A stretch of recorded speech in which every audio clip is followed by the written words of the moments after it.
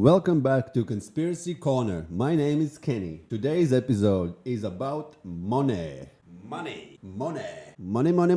Loi, Geld, Gengi, Nauda, money. Yo. So, the question is, what is money? Where does money come from? Who owns it? Who creates it? What is inflation? What is deflation? What is bonds, national debt, and so forth? All of these questions will be answered tonight on Conspiracy Corner.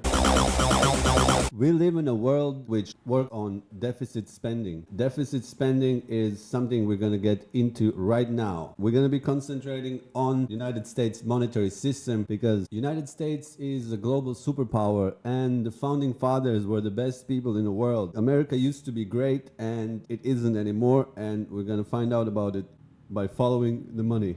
How does money appears in the government? So the government needs money. They go to the U.S. Treasury. First of all, U.S. Treasury says, "Okie dokie, you need money. Let me just do something. I have an idea."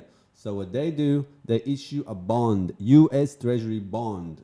What U.S. Treasury bond is, my friends, it's nothing but a glorified IOU. And if you don't know, then IOU is simply a piece of paper which says, "I owe you this much money and I will pay you in this amount of time. Please trust me. This is my name, signature, boom. Thank you very much, sir. Okay, you owe me money. Okay, I trust you. Okay, I issue it to you." That's IOU. IOUs are basically promissory notes. Promissory notes backed by nothing. So we start at U.S. Treasury with issuing with bonds. U.S. Treasury bonds.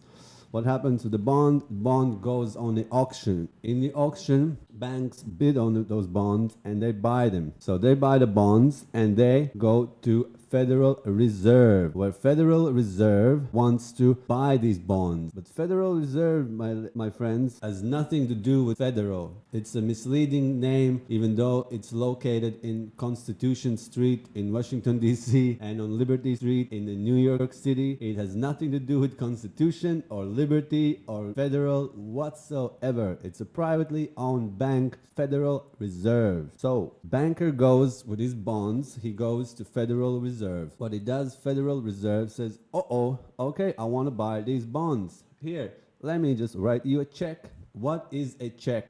You're not going to like it. Check is a form of IOU. Again, I will pay it back to you later, okay? It's a promissory note once again.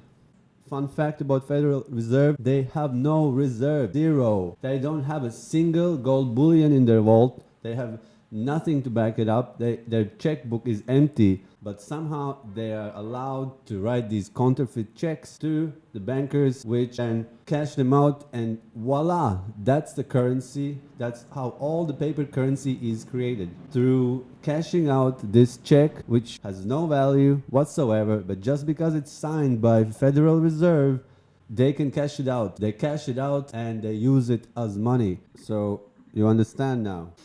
Did you understand what happens here? I'm gonna repeat these steps again. Recap quickly. Treasury issues a bond, aka IOU.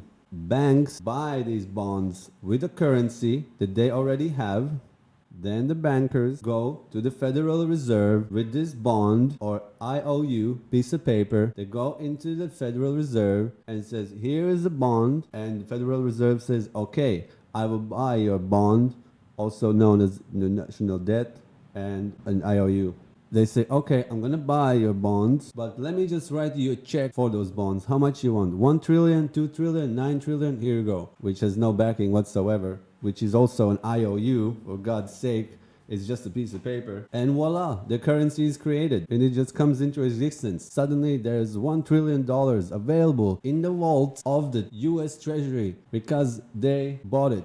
Basically what's happening is US Treasury and Federal Reserve are exchanging IOUs, pieces of paper, using banks as middlemen and creating money. This is how all the money, the paper money, all the printed paper money in the United States comes to existence. Let that sink in.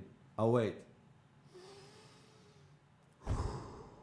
So they're exchanging IOUs, which is promissory notes, on fake promises, and they're creating money this way. Cash money is made this way. All of the United States dollars that you ever held in your hands are made this way. I know.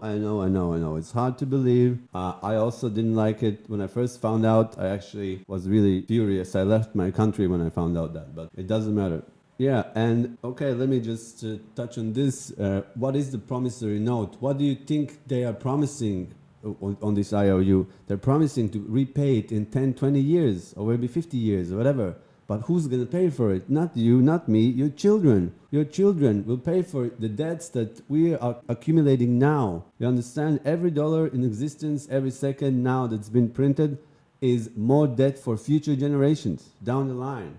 This is very important to understand, that the system in a core is rotten. It's evil. It's pure evil. It should never work. It should never exist. But here we are, fucking 2021, and it exists, and it makes me mad, okay? First, you gotta get mad, and I am fucking mad. And that's why I'm making this video, to shine some light on this evil. Because the more educated we are, easier it is to fight it. Only reason why are we into this mess, because people don't know better. No one knows how it works, and they just go with it. Money is money. No one cares where it comes from. But if you just know where it comes from, it's a scam. It's a grand scam. It's a legalized theft on the global level. It's not happening in America. It's happening in every single country in the world. But they have central banks, and the central banks are always controlled by the same people. And we're not going to go and talk about those people yet in this episode, but they're coming, don't worry. US dollar has lost 90%, 95, I think 95% of its value since 1913. Very important date. We'll get back to that later. But it has lost 95% purchasing power. And it's not because things got more expensive. No, the value of money decreased. It's losing its store value. So you cannot call it money, it's currency. I know I'm mixing up it myself, but yeah. It's currency. It's US currency. It's not even real money. Okay, money is gold. Gold is the only money that's actually real. Gold and silver is also in Constitution, but okay, we're gonna talk about it later again. Okay, next difference between the currency and money is a store of value. Okay, and US dollar does not have it. I mean, none of the fiat currencies are. Fiat currency, by the way, is a currency that's not backed by anything. Like, there used to be gold standard, money was redeemable against gold one-on-one, but now there is no gold backing, you cannot redeem it, it's basically a piece of paper. I know it's heartbreaking and it's harsh reality, and please don't kill yourselves after watching this, but there is hope, there is some good things happening in the future. Now I'm just trying to put my first episode together and basically start from the ground up, because I think it's necessary for everyone to understand the core principle, how money is created. The very basics, because the more educated we are, the more we understand, the easier it will be for us to win this battle, because we're almost lost it. It's like you can see what's going on around us in 2021. We're almost living in Hunger Games, but not yet. We still have chance. So that's why I'm making this channel and putting this information out. I hope you understand how money was created. Paper money, yes, in the United States. Okay, that's that. Let's move on. Next chapter. I have directed Secretary Connally to suspend temporarily the convertibility of the dollar into gold or other reserve assets, except in amounts and conditions determined to be in the interest of monetary stability and in the best interest of the United States.